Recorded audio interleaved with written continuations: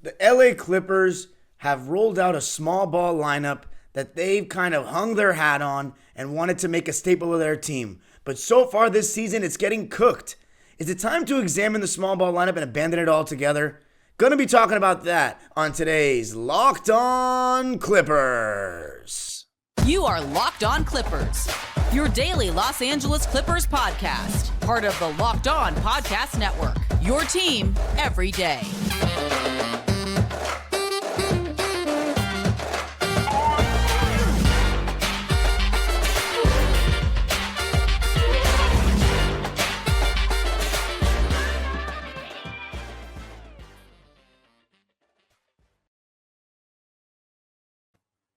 Yes, sir. You are locking in with the Clips. Thank you for making Locked On Clippers the first listen of your day, your team every day. I'm your host, Darian Vaziri, heading into my 18th season as a Clipper fan. You can also find me on Twitter and Instagram at DimeDropperPod, and of course, to subscribe to my YouTube channel known as Dime Dropper, where I go live after games, post NBA content, NBA history content, and game day vlogs, including the Clippers' last game against the Houston Rockets, where I went to the game and got a video of Paul George's late game heroics, so go check that out. Remember, you can find Locked On Clippers on all your podcasting platforms, including YouTube, which brings us to today's pin question, and that is, should the Clippers can the small ball lineup altogether? Now, I'm going to be going in depth about why it hasn't worked, where it can work, and what the Clippers should do ultimately. But let us just start with why it hasn't been as good as planned. And by the way, today's episode is brought to you by BetOnline. BetOnline, where the game starts. Going to be placing my bets for the Clippers to beat the Houston Rockets on this Wednesday afternoon. So go place your bets on BetOnline. But let's talk about the small ball lineup, right? So to give a little bit of a background on the small ball lineups are used for two purposes. On offense, it's used to spread teams out and have more shooters on the court, thus giving your better players more room to operate and work. Now, if you notice in the NBA over time, lineups have gotten smaller. I think a lot of people, when the media talks about athletes from today, they always use bigger, faster, and stronger. They never actually use evidence to back any of that up. They never use evidence to back it up. But in my time watching basketball, and I can actually use evidence, the lineups have gotten smaller.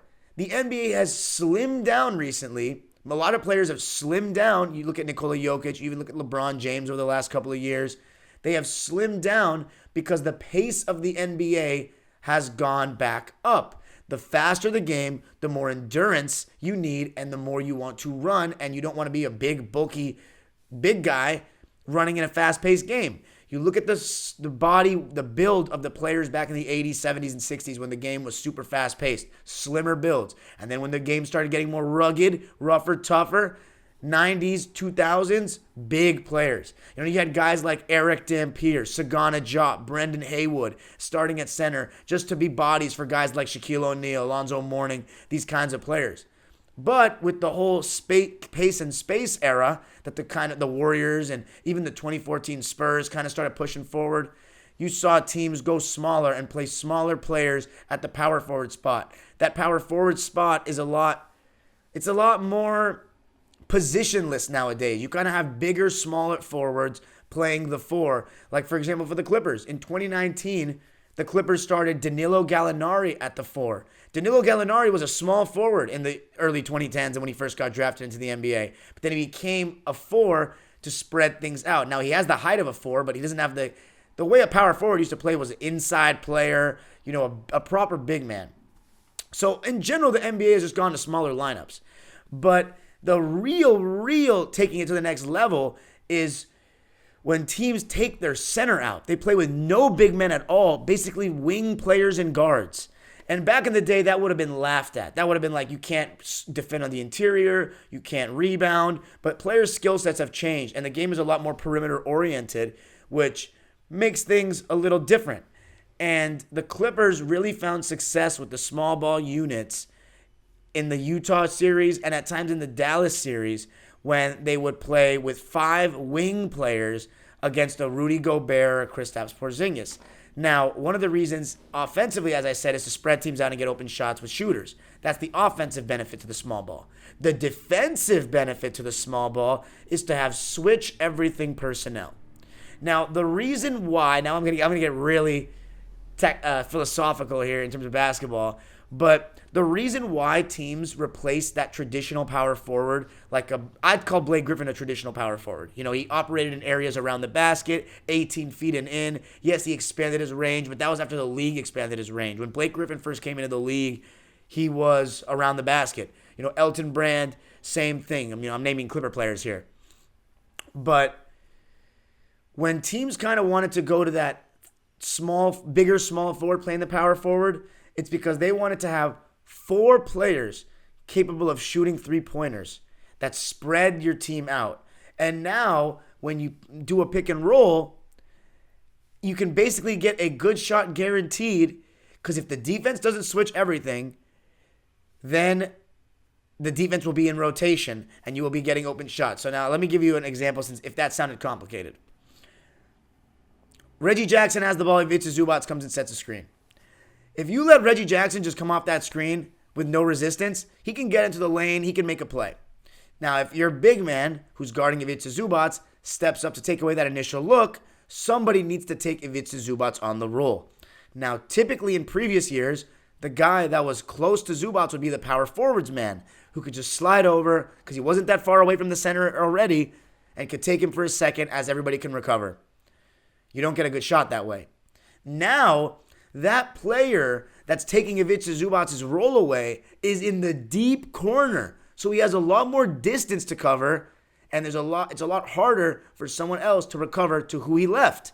And that's where, if you just move the ball fast, you can get a good shot, and that's why open threes are generated so much. That is why the NBA has transformed into 90%, that's an estimation, but spread pick and roll offenses.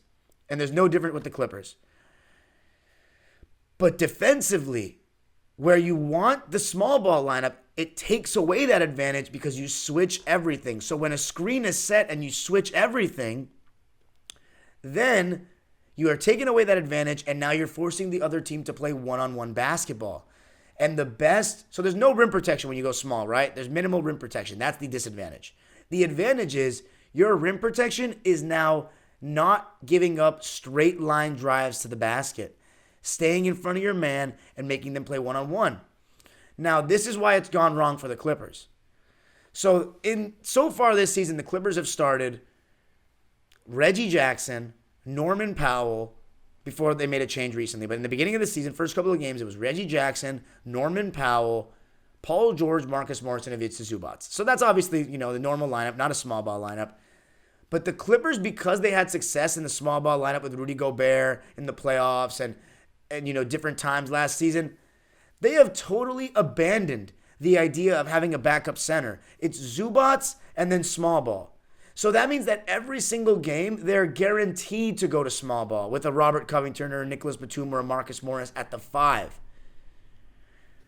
And before, when the Clippers had Isaiah Hartenstein last season and then DeMarcus Cousins the previous year, it felt more situational. It felt like they would go there if they really wanted to play a certain player off the floor or really take advantage of a certain center that couldn't move his feet. But now it's an every game occurrence, and it's not been very comfortable.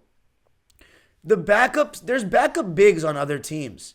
The biggest glaring flaw or the most glaring incident or game thus far that it was really poor was against the Phoenix Suns when Jock Landale, the Australian white big man, totally abused the Clippers' second unit on the inside. There were guys switching on to him, and he was just taking advantage of them like he was Nikola Jokic. Interior, getting rebounds. And so the flaws come here, right? You have to be able to stay in front of the ball if you go small. You have to. You can't just get blown by. So the Clippers have to have strong defenders out there. When they go to the bench with John Wall and Luke Kennard and usually a third guard like a Norman Powell, that's too small. That's too small. Teams are going to, when you're switching everything, that means that teams will place whoever the weakest defender is guarding, they'll say, you come set a screen for me. So then I can get that weakest defender guarding the best player. That's what they're going to do. And that's what they've been doing at times. And even though Luke Kennard has made strides defensively every single year, he's going to get targeted. John Wall has held his own on defense really well so far this season. But I think with that small ball lineup, you can't play it with definitely not 3 guards under 6'5", But two guys under 6'4", to me, the only combination I think you can play it is John Wall and Norman Powell because they're bigger. They're bigger guards. They're not exactly small guards. John Wall's not a small point guard. He's a pretty strong guy. And Norman Powell is a pretty bulky guy too. But John Wall and Luke Kennard, and then, mind you, it's already small in the front court. Nico Batum and Robert Covington are playing your 4 and 5. So your center is 6'9". You need to have length all the way around. When you have two guards, it doesn't work. And I think that's what the Clippers have done too often so far this season, is play that small ball lineup with two guards, with Wall and Kennard off the bench, because that's just how the cookie crumbles with their bench unit. And you know what? It's not going to be that much better if John Wall starts, even because I've been suggesting that. If Reggie Jackson comes off the bench with Norman Powell, then that's exactly why I said that Luke Kennard was going to be the sacrificial lamb before the season, because they're too small off the bench if they play with that unit. So that's the problem, ladies and gentlemen.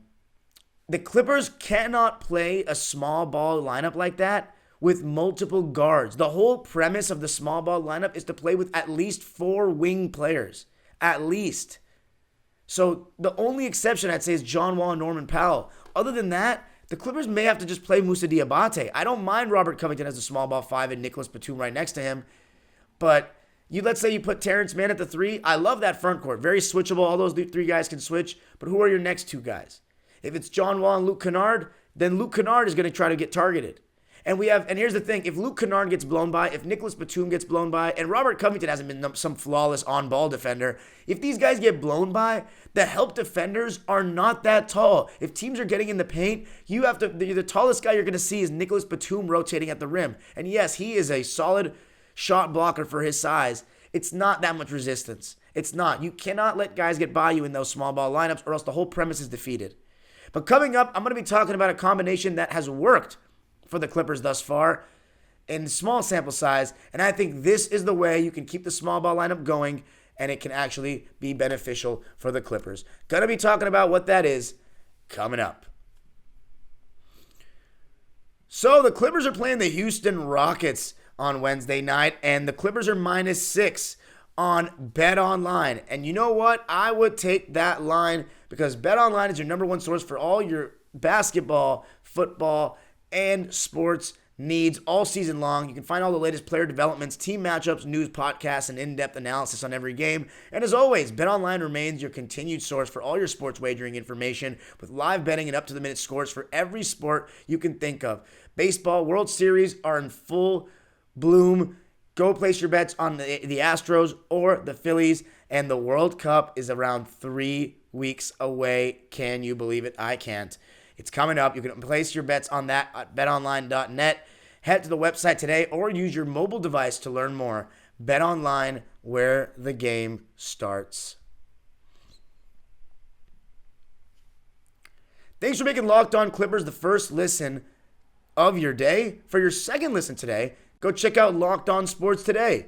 From the games that matter the most to the biggest stories in sports, go beyond the scoreboard and behind the scenes with local experts and insights only Locked On can provide.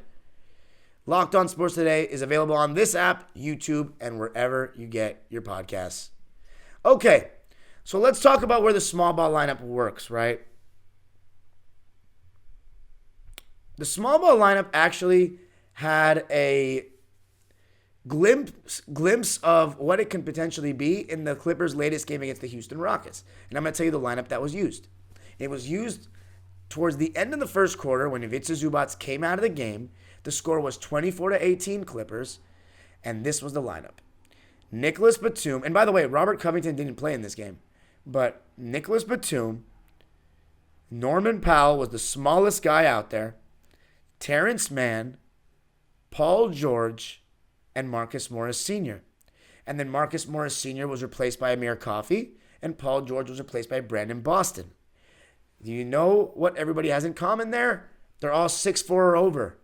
That's the way. And the Clippers actually increased the lead and made it 37-27 to go up by 10. And a large reason was because the Rockets, now, take it with a grain of salt. The Rockets are not one of the better teams in the league. But the Clippers were able to stay in front of the ball, and they were forcing the Rockets into tough isolation possessions, turnovers, and that was letting the young and athletic Terrence Mann and Amir Coffey get out and run a little bit.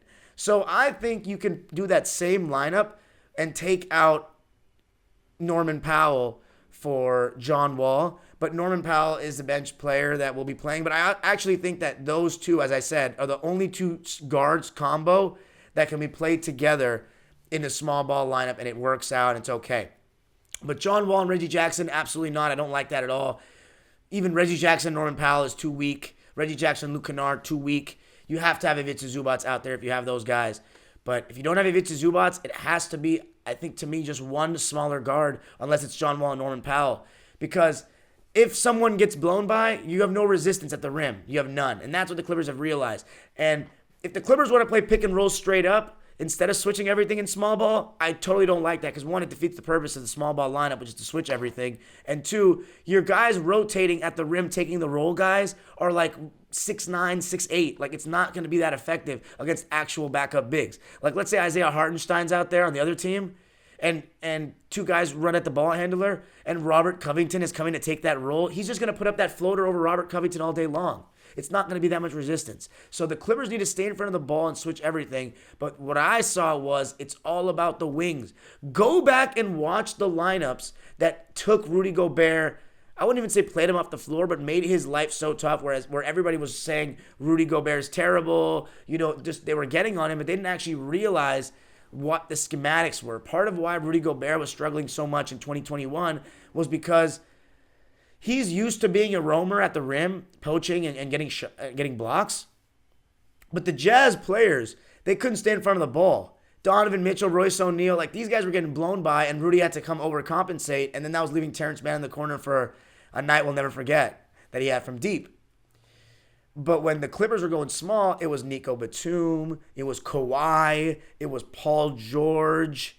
Reggie Jackson was the only guard. It was Paul, but besides that, everybody else was Kawhi, it was Paul George, it was Nico Batum, it was Marcus Morris. Or Terrence Mann instead of Marcus, one of those two. So it was 4 wing players.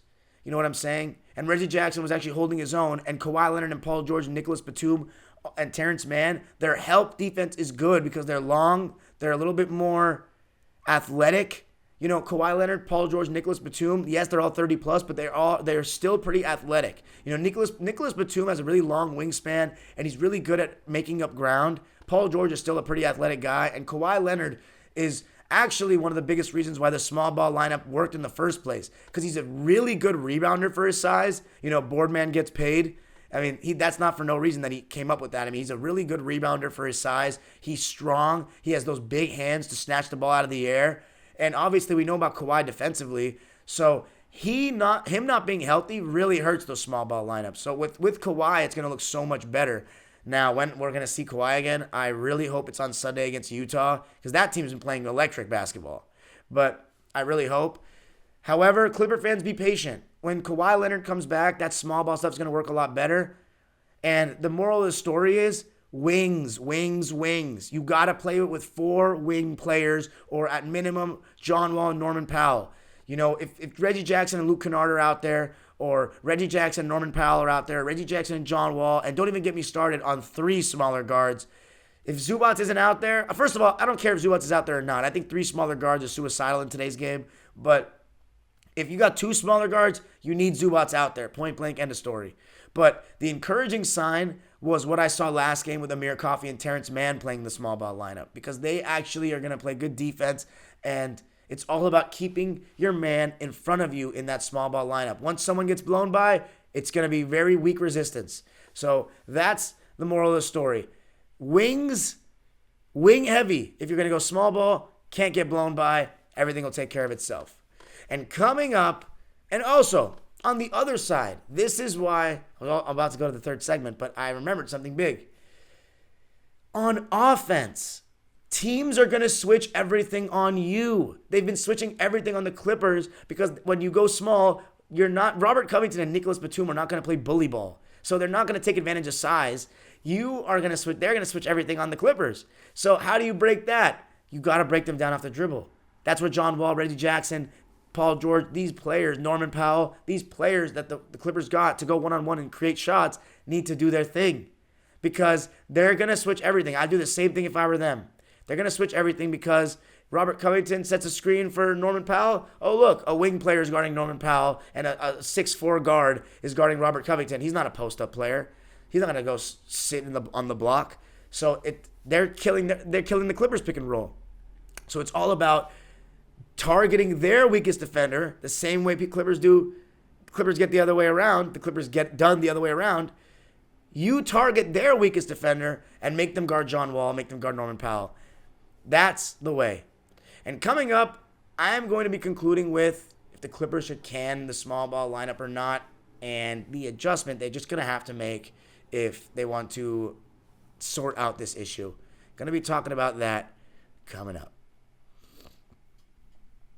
Okay, so in conclusion, the Clippers may need to consider either going out and getting a backup big or using Moussa Diabate.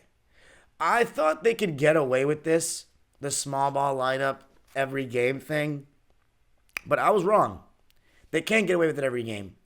Because as I said, if Kawhi is not playing, if John Wall and Kawhi isn't playing, you just may not have the exact personnel to make this work the way you think you do. And I think playing all these smaller guards with Robert Covington and Nico Batum expected to just anchor the interior when Zubac is out of the game is just not enough. I think there's a lot of good backup bigs in the NBA that are going to take advantage of the interior. Also, rebounding is a big issue as well. You need to gang rebound. And shout out to Luke Kennard, who got 10 rebounds in the last game. But that's not going to be an everyday occurrence. You're going to need gang rebounding, and sometimes you just don't have the size. And other teams are going to have backup bigs that could abuse the Clippers all season long. Moussa Diabate may need to be used, and it may have to come at the expense of a rotation player. I mean, I think the Clippers, as much as I like everybody on the team, I think you will see a move made by the deadline. I think they're going to get a backup big if they don't trust Moussa and ship out one of the guards. As of now, if I had to guess, it would be either Reggie Jackson or Norman Powell. I don't think Norman Powell, because he just came. And that would be really hard to say goodbye to Reggie.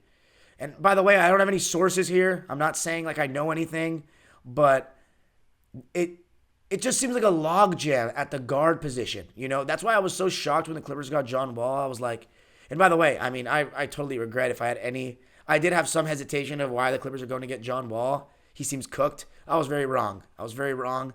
But Reggie Jackson, John Wall, Norman Powell, and Luke Kennard, that's 4 guards. And I think the Clippers just want to have a more wing-heavy approach. And they like when Paul George plays the 2. When Paul George plays the 2, that gives the Clippers so much more size. But it's just tough to play all these guards. And then you have all these wings as well. You know, Robert Covington, Nico Batum, Terrence Mann, Kawhi Leonard, Paul George, Marcus Morris. That's 6 wings. You see what I just did? That's 6 wings and 4 guards, and then you have 1 Zoo. That's the 11-man rotation for the Clippers with Amir Coffey as the 12th man. So you see how it's a little bit weird? It's not that much balance. And I think the Clippers need to use Moussa Diabate because you know the thing about Moussa is I think you'll still be able to switch everything with Moussa because he showed such great lateral ability in the preseason, and you'll have a 6'9", 6'10" rim protector out there. So I just need to see him let's see him get a chance. Let's see him get a chance. I just don't know if Ty Lue trusts him. But I think that before you go out and get a backup big, go check out what you have on your own bench. And Diabate's lateral ability, you go back to my preseason podcast, he was so impressive. I think he can be a lot better than the coaching staff even realizes right now. I know they have confidence in him going forward, but right now, the Clippers may need some help. And in tonight's game against Houston, you're probably not going to see Moussa, obviously, but Robert Covington is also out. John Wall is back. So that gives the Clippers, I assume they're going to start with Reggie Jackson, Paul George, Terrence Mann, or Luke Kennard. They're going to choose one of the 2. I'm not a fan of the Reggie Jackson, Luke Kennard starting that much. It's just too small for me. But let's say they're going to start with one of them. And then obviously Marcus Morris and Ivica Zubac. Then you'll see John Wall come off the bench. Either one of Terrence Mann or Luke Kennard, whoever is not starting. And then Norman Powell as well. And then Nico Batum and Hopefully, Amir Coffey will be that 10th man. But we shall see. The Clippers got to get a win tonight. Get 2 in a row. Hopefully start a streak. It won't be easy considering the Houston game in LA was not easy. And the Rockets are, on a losing streak. So they could be due for a good game and a win. But they are a young team. The Clippers are better. They learned their lesson from Oklahoma City. Let's go out and take care of business. The Clippers got a ton of good shots in the Houston game. They just didn't make their open threes. I feel like the Clippers are really due for a good game from deep. And hopefully, the easiest key to win the game, Clipper Nation, if Paul George plays like the best player on the court, the Clippers have a chance to win almost all of these games that Kawhi Leonard doesn't play. When he played like the best player on the court, both times he's done that, Clippers have won. Sacramento and Houston, it was obvious. When he got outplayed by SGA, when he got outplayed by Devin Booker, Clippers lost all 3 of those games. And then obviously Zion and CJ McCollum too, outplayed him, Clippers lost. So a lot of times it just comes down to your stars. Paul George can really set a tone if he comes out and plays well in this game. And I think that he will because just have confidence in Paul. But as far as the 3-point shooting for the Clippers recently, in the last game, Clippers were 9 for 36, 25%. Considering all the good looks they got, that is no good. Against the Pelicans, also not a great day from deep. 11 for 39, 28%. So 2 games in a row, Clippers have not shot over 30% from deep. Let's even go to at OKC, the last one the Clippers lost in OKC. And in that one, they shot 9 for 28, 32%. So still not that great. I'm honestly just going to keep doing this till I find a game where the Clippers shot over 40% because it's not coming to me off the top of my head. And the Clippers have been one of the best 3-point shooting teams in the league for the last 2 seasons. Again, the first loss against OKC, 10 for 31, 32%. Have the Clippers even shot 35% or more this season from 3? That's crazy. I bet you the Sacramento game is the first one. Let's see. Against Phoenix, I know he shot terribly. I was at that game. Let's see this one. 9 for 32 from deep. 28%. My goodness. But I think before the Houston game, the most recent one, I think a lot of the big reason is because the Clippers weren't getting as many good looks as they're accustomed to. All right, Sacramento game. This has got to be the one that the Clippers shot a decent percentage from 3. Yep, 9 for 22, 41%. So there you go. It wasn't until the second game of the season, since the second game of the season, the Clippers have shot over 35% from 3, or 35% or more. So they got to have a good night shooting the ball from 3, and that all comes from generating good shots on dribble penetration. So Paul George, John Wall. It's John Wall's return to Houston tonight. I think he'll get a nice, decent reception. I mean, he only spent a year there, not even a year really, in terms of actually playing. So we'll see. But let me know what you guys think. Should the Clippers can the small ball lineup altogether? Make sure to comment on that and subscribe, guys. I'm trying to get us 1,000 subscribers today. The next time I record a podcast, so for the Thursday episode, we better have 1,000 subscribers for the first time. That would give Dime Dropper monetization, has already been monetized, and Locked On Clippers. So both channels that I control would be monetized. That would be really just, feel really good. So make sure to subscribe. Make sure you comment on if the small ball lineup should get canned. And if you're listening on Apple Podcasts, leave a review if you'd like. Let me know what I'm doing, what you want me to do better. Let me know what you like. And obviously, you can follow me on Twitter and Instagram at DimeDropperPod and subscribe to my YouTube channel, Dime Dropper, for even more Clipper content. I'll probably be going live after the game tonight on Dime Dropper before I record Locked On. So check me out. And, of course, the age-old proverb, go Clippers. Can we make it 2 in a row? Let's get 2 in a row against these Rockets, baby. Let's go.